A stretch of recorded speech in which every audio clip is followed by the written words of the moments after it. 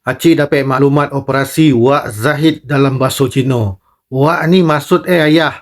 Wak Zahid ni macam kita sebut ayah Zahid lah, Abah Zahid. Atau mungkin tulisan Cina ni ialah ketua Zahid, ayah anda Zahid. Sekali analis maklumat bahasa Cina ni memang anda macam tu Wak Zahid. Dan memang anda operasi Melayu Jalan Gelap. Tapi kenapa pula pakcik boleh dapat kono double analis lah. Mana ini?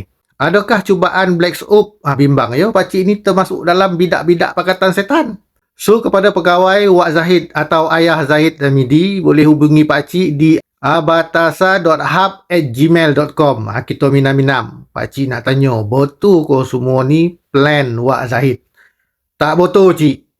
Tak betul, tak apalah. Pakcik pun tak mahu jadi penyambung lidah setan. Tapi kami datang ni nak tangkap pakcik. Kau pulih ke? Kau bukan pakcik lawan. Anda ya pakcik ni. Jadi, elakkanlah sama-sama sakit.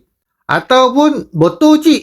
Tu memang plan Wak Zahid. Tok Mat pun terlibat. Okey. Kau betul boleh tak cik dodahan pada orang Muslim awam. Sebab boleh membantu keadaan. Tak boleh lagi cik. Belum masuk lagi.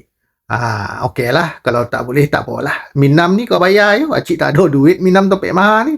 Jadi kalau kau nak tahu apakah penjelasannya, kau klik link doket bio TT ataupun doket profile FB ni ya.